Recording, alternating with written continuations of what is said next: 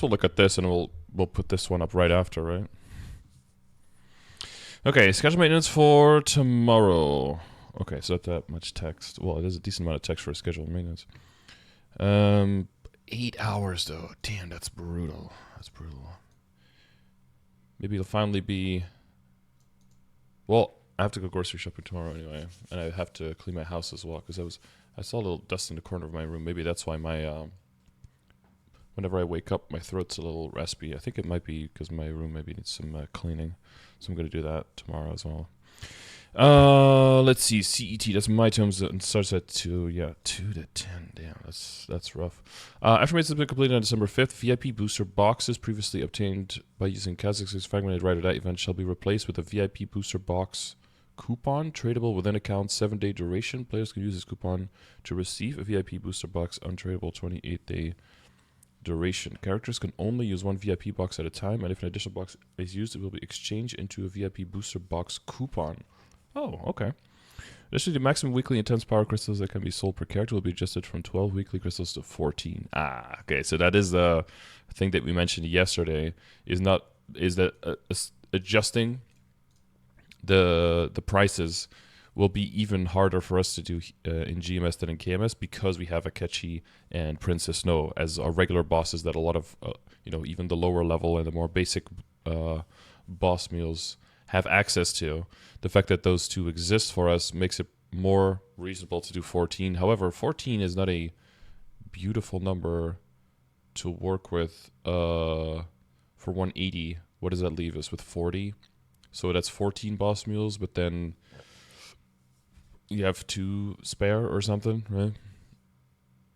Or 13. Oh yeah, 13. Wait, 40, 140 and 42. 42 is 3 times 40. Yeah, so 13. Okay, I hadn't completely shifted yet. You could still do 15, right? And just not sell 14 per character, or basically exclude most of the 81 mil crystals and only do those for, spare rings or something on Princess Snow if you still need to scale up the character, or do Chaos Queen and Chaos Vellum if you still need Magnificent Souls for your account, right? That's still things that you can scale around. 12.8 characters, yeah, so 13 characters not full. Okay. Well, the main good thing about this will be, I guess, that you can keep selling all the really, really high value ones still on your highest level characters, right? So, yeah. And it will also be increasing the price for various weekly intense power crystals. So this is still going to be the big thing that we need the details on. And I'm assuming that they're not in here, yeah. Once we get in-game, or if they can give us some kind of ahead of time numbers, so that we can get an idea of whether those changes are going to hit the mark and are going to be a good idea to really adjust how many bosses you do for per week. But I guess we go back to the drawing board. I had mesos per week. I had drawn this up. I could link this in the video if you guys want it. Basically, where you can check how much of the crystal you're getting per character, and then it counts how many crystals per character. But I guess this could go up to 14 now, which probably means that I can take 1 or 2, because I wasn't really looking forward to really doing a lot of bosses on the shade. But, eventually you could scale up to just doing like 20 boss mules, and all of them only sell like 9 crystals, right? That is something that you can do. And essentially, that will probably be more lucrative if they are encapsulating the value of the lower crystals and the higher boss monsters. That will mean that you will start ramping up the value per crystal pretty quickly.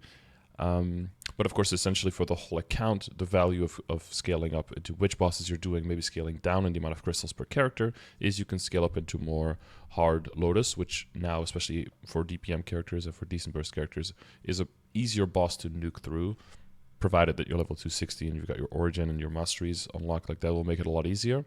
And by doing that, you also expose yourself to a lot of opportunities for damaged black hearts, which will allow you to switch over into pitch set faster, away from superior faster, and maybe even to the point where you don't need to go 22 on your superiors, but you can keep 21 superiors and move out of the set into 21 pitched faster. Again, this is probably something that you can consider if it's more like a side character or more like a secondary character, or if it's like a very strong boss mule that has been bossing for a while, rather than having the full 22 everything, because that's not necessary with the power creep of 6 job. That's no longer necessary, and you can get to that optimal situation of 20 star and 21 star stuff. 20 because you transfer hammer down 21 to 20, right? Like you could do with Abzos and Superior, and really spend a lot less money funding the character, because right now it's really inopportune to fund your character to do a lot of bosses because you don't have, right, the compounding value of those earlier crystals in those higher level bosses right now. So after tomorrow, that should be fixed, and that should open back up the floodgates of being able to fund your character further, and that being financially efficient. Which is a little unfortunate that they do it after a cube sale and after already a 5, 10, 15, where you would have made those decisions based on the knowledge at the time. That's really bad timing and planning on their side. Arguably,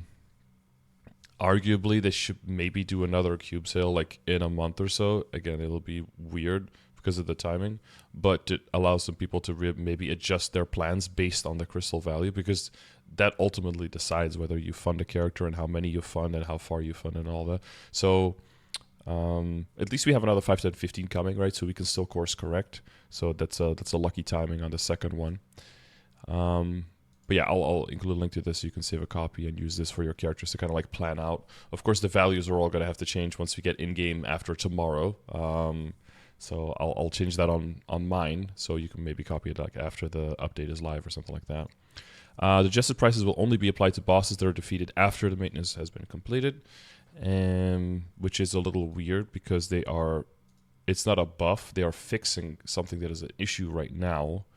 So I feel like it should work retroactively, but it's probably, this line is in there not because they don't want to. I think it's just too hard for them to do that. And honestly, they could mess a whole bunch of stuff up if they feel like they are not equipped to do that. So maybe so we cut our losses for 2 weeks, or cut our gains, I guess I should say, for the last week and this week of boss crystals.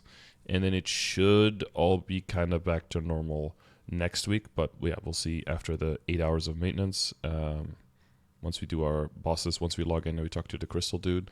I'll also reach out to CMs just to see if we can maybe get a little bit ahead of time some kind of information on what the crystal prices might be, because they should already know right now if they're implementing it tomorrow. And then maybe we'll get a sneak peek on that tomorrow during the maintenance. But yeah, I guess we'll see.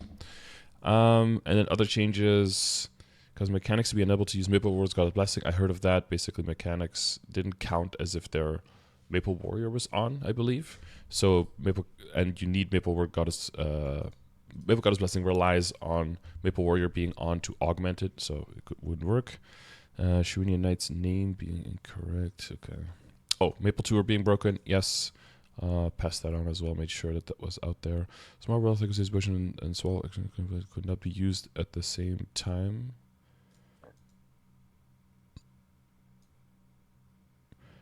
This only happened, I believe, if the small wealth acquisition potion was the one that you got from Ride or Die. That's when I had this. If it's a regular one that I crafted, then it was okay. Kazakh's Resurrection Mark was blocking the Curse of Papalata's timer debuff for Ride or Die. We're seeing some Ride or Die changes here. Okay, result issue with the item drop rate. Increased potion did not match the item's description. Kraken time was not being cast during the Papalata's Code A boss fight Ride or Die. Oh, the Kraken time was not being cast. Oh, so the Papalata's is going to be made harder. Issue causing players to be launched through the map borders when fighting Fellow. Okay, probably not good. Solar skill was still usable within the Guardian Angel Slam boss fight in Ride or Die event. Oh yeah, that actually helps get rid of those little slimy duders, right? Text description caution section of the flushed and blushing to the green coupons. Okay. Where characters were unable to join a 0 to 100 event due to profanity filters blocking the input confirmation. Oh boy. Yeah, that's like incongruency between IGNs that are possible to pick and then text that is possible to put into a certain field. That should always be congruent with each other. Resultant issue causing some classes being unable to jump upwards. And by some classes, you mean all of them, right? Resulted in issue where extra characters were showing during the Althea Mape tutorial dialogue. Oh, I had not seen that. It's pretty funny. 100 on Jaguars, mechanics running a mech and Kaisers while transformed are unable to use the monolith skill. The monolith skill. Wait, what is the monolith skill? Is that what kind of special content is that? Which one is called the monolith skill? I'm not familiar with all of the... It's like some kind of NPC chat activation in a boss fight? Is it one of the high mountain ones? Damn, then I would have thought that it would be here next to this high mountain one if it's both high mountain stuff. Yeah, okay. During bosses, maybe? Okay. It's when it's mentioned this specifically, I feel like it needs context for me to know where to look, because if you tell me monolith skill, I have no idea where that is. Was that an issue causing the text to show up incorrectly when Mega Burn a character? Oh, I heard that it was in Korean, yeah. So an issue causing the Monster Park UI to not show in Heroic Worlds. Yes, thank you. And as also issue causing familiar stat bonuses to not contribute towards combat power. Yeah, that's, well, it does contribute, but you don't see it personally if it's boss damage, I believe. The attack is working, but if you log out of the character, you can still see the full. There's also an issue with the text of Von Leon's swordsmanship, new knight recruitment showing incorrectly. Okay, so it's much of smaller fixes, but there's definitely some stuff here. One of the, I mean, as annoying as this is, it was good to realize that people are actually still doing Maple Tour, because I feel like there's been a hate, anti-Maple Tour hate campaign out there or something where everyone is just saying that it's trash, I think. But for newer players, this is an extremely fast and easy way of making a bunch of extra money. Just Ursus and Maple Tour daily. So 2 Maple Tours, 3 Ursus gets you a bill a week. That is absolutely free money that you can really, really put to good use in the beginning of an account, build up. And we got a whole bunch of people coming back, of course, for this event. So that is your basic income right there that was being affected. Only for some people. I personally wasn't affected. Maybe it was because before the effect, I was already charging my Maple 2 run and I was already doing it daily. They know me there, you know, so they let me in the back and let me get out of there. I don't know why, but there were a lot of reports for people that it wasn't working properly. So, yeah, good that they're fixing that. And then the some of the Ride or Die stuff. What was the other one? Oh yeah, and the up jumping, of course, in High Mountain. Like I said yesterday, though, now the trolls on Reddit might think that it got fixed faster or something because they did what they did. So that might encourage future behavior. We'll see if they. Honestly, I'm not opposed to some memeing and some trolling, so we'll see what happens on the Reddits. Should be interesting to see. So yeah, so that's 8 hours long tomorrow. Again, here are the times. So plan to do something else during that time. I would not be super surprised if maybe it comes up a little early. But I would say probably at most like an hour to an hour and a half or so. I'm expecting the game down to be down at least 6 to 7 hours would be my guess. But it could be off. They could run into some issues. They're doing some non-KMS stuff, right? So it is always possible. I think they've been trying to buffer in extra time for these maintenances just to give themselves some extra time. It's always better to say we're going to take 10 hours and then come up a little early than to say we're going to take 8 hours and then take 10 to 11.